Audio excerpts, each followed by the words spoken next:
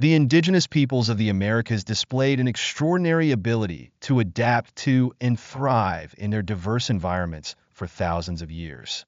Their territories spanned vast and varied landscapes, including dense forests, arid deserts, towering mountain ranges, and sprawling grasslands. These environments fostered the development of innovative solutions that combined environmental understanding, cultural practices, and technological advancements. Far from being a sparsely populated wilderness, pre-Columbian America was home to complex societies that implemented advanced methods to support thriving urban centers and sustainable livelihoods.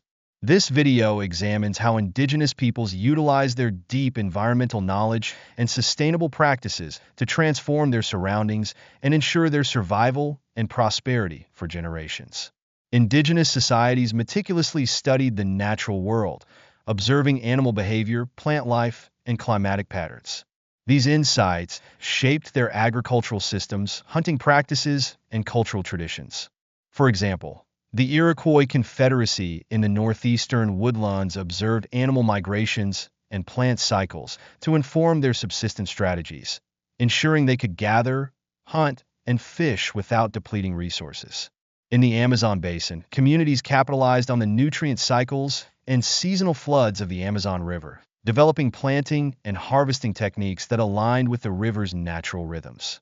On the Great Plains, tribes like the Sioux relied on their intimate knowledge of bison migration patterns to hunt effectively while maintaining the ecological balance. These practices highlight the ingenuity and sustainability that characterize the relationship between indigenous peoples and their environments.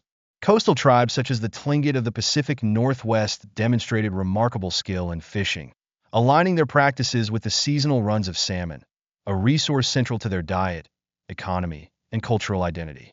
Indigenous societies were active stewards and modifiers of their environments, utilizing innovative agricultural practices to sustain and support their communities. In North America, the Iroquois Confederacy employed the Three Sisters agricultural method, where corn, beans, and squash were planted together. Corn provided a sturdy structure for beans to climb. Beans enriched the soil with nitrogen, and squash served as ground cover to retain moisture and suppress weeds. This system not only ensured food security, but also showcased early understanding of polyculture, promoting ecological balance and biodiversity. In the Amazon rainforest, where soils were typically acidic and nutrient-poor, indigenous peoples developed terra preta, dark earth. This highly fertile soil was created through a slash-and-char technique, incorporating charcoal, broken pottery, and organic waste. Terra preta maintained its fertility for centuries, enabling sustainable agriculture in a challenging environment. Its properties reveal a sophisticated understanding of nutrient cycling and carbon sequestration, making it a groundbreaking example of sustainable land management. Meanwhile, the Inca and their predecessors in the Andes overcame the difficulties of farming on steep mountain slopes by constructing agricultural terraces. These terraces mitigated soil erosion, retained water, and created microclimates that optimized heat and moisture retention, transforming rugged highlands into productive farmland. The stone walls of Andean terraces were masterfully designed to act as natural temperature regulators, enabling crops like potatoes, maize, and quinoa to thrive at high altitudes. These terraces were often integrated with sophisticated irrigation systems, using gravity to distribute water efficiently across the steep terrain. Beyond agriculture, indigenous peoples across the Americas developed sustainable hunting and gathering practices, demonstrating ingenuity and a deep respect for the environment.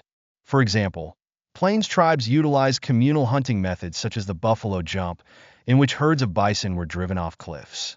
Although this method might seem extreme, it was highly efficient, with every part of the animal being utilized for food, clothing, tools, and shelter, reflecting a sustainable and communal ethos that minimized waste.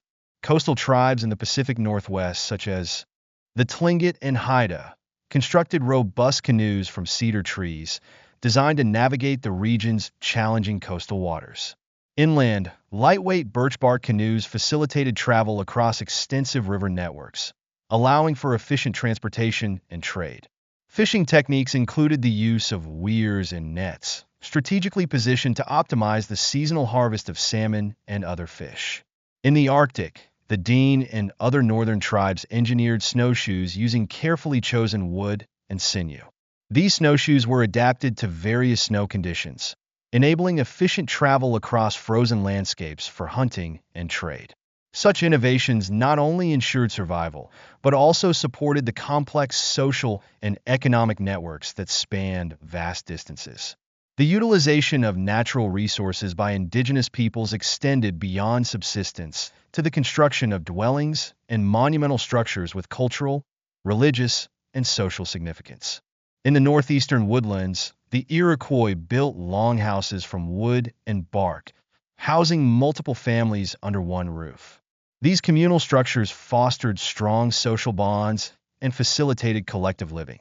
The Sioux of the Great Plains relied on the teepee, a portable, cone-shaped dwelling made of animal hides and wooden poles. Its design allowed for quick assembly and dismantling, perfectly suited to their nomadic way of life. In the arid Southwest, the Puebloans constructed multi-story adobe homes using clay and sand, creating structures that provided insulation against extreme temperatures and were often integrated into cliff faces for added protection. In the Mississippi River Valley, the Mississippian culture constructed monumental earthen mounds, such as Monk's Mound at Cahokia. Rising 30 meters high and covering 5 hectares, it was built with over 1,000,000 cubic meters of earth. These mounds served as platforms for temples, elite residences, and burial sites, demonstrating advanced engineering and complex social organization. Beyond their practical purposes, the mounds held deep spiritual significance, often linked to creation stories and community ceremonies. In the Arctic and subarctic, the Inuit built Inuksuks, stone markers that served as navigational aids, hunting indicators, and symbols of community. Their anthropomorphic design provided direction and reassurance in the stark, featureless tundra landscape. Meanwhile, the Central Plains featured medicine wheels, large stone circles used for ceremonial and possibly astronomical purposes, emphasizing a spiritual connection to the land. Trade played a pivotal role in the exchange of goods, technologies, and ideas among indigenous groups. Natural waterways like the Mississippi, Yukon, and Amazon rivers served as vital trade routes, linking communities across vast distances. This interconnectedness not only facilitated material exchanges, but also enriched cultural and technological innovations, ensuring the dynamic development of societies throughout the Americas. Indigenous trade networks stretched across thousands of kilometers, facilitating the exchange of resources, technologies, and ideas. Items such as obsidian, seashells, and food staples traveled vast distances, connecting communities from diverse regions. Canoe technology played a critical role in these networks. On the Pacific coast, robust cedar canoes were designed for navigating open ocean waters, while lightweight birch bark canoes allowed for efficient inland travel through rivers and lakes. The dissemination of pottery techniques, which originated in Florida and spread to the Southwest, exemplifies how knowledge and craftsmanship were shared across these routes, enriching cultural practices and fostering technological innovation. These exchanges strengthened intertribal relationships, promoting resilience and adaptability. At the heart of every technological and practical advancement was a profound spiritual connection to the environment. Indigenous people saw themselves as integral parts of a larger ecological web, emphasizing a philosophy of balance and respect for nature. Water, in particular, held deep spiritual significance.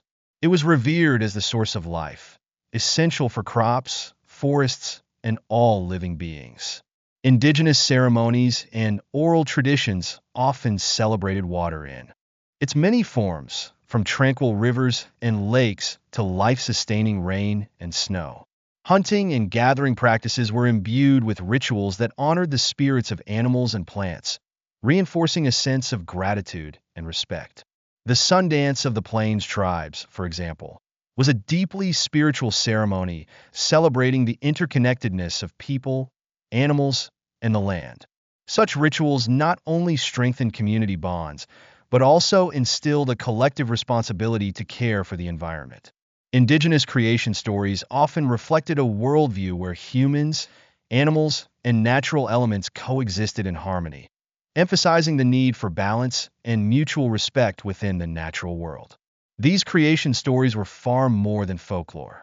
They encapsulated essential philosophical principles of balance, interdependence, and respect for all life forms. They acted as moral guides, shaping daily practices and ensuring the sustainable use of resources. The environmental achievements of indigenous peoples extended beyond mere survival. They included transformative innovations that reshaped landscapes. In Amazonia, terra preta not only enabled continuous farming in nutrient-poor soils, but was complemented by the cultivation of managed forests. These forests produce fruits, nuts, and other resources, creating productive ecosystems without relying on intensive agriculture. Similarly, the stone terraces of the Andes exemplified engineering brilliance, preventing soil erosion, conserving water, and supporting large-scale agriculture. The Andean irrigation systems channeled glacial meltwater from the mountains, demonstrating advanced hydraulic knowledge that remains effective centuries later. At Cahokia and other Mississippian sites, monumental mounds were feats of engineering and served as social and religious hubs. Constructing these structures required coordinated community labor, reflecting sophisticated political organization and collective effort. The ingenuity of these practices offers valuable lessons for modern sustainability and environmental management. Ancient methods, such as the biodiversity-promoting terra preta, erosion-controlling terraces, and community-centered resource management, illustrate that it is possible to live in harmony with the environment while maintaining prosperity.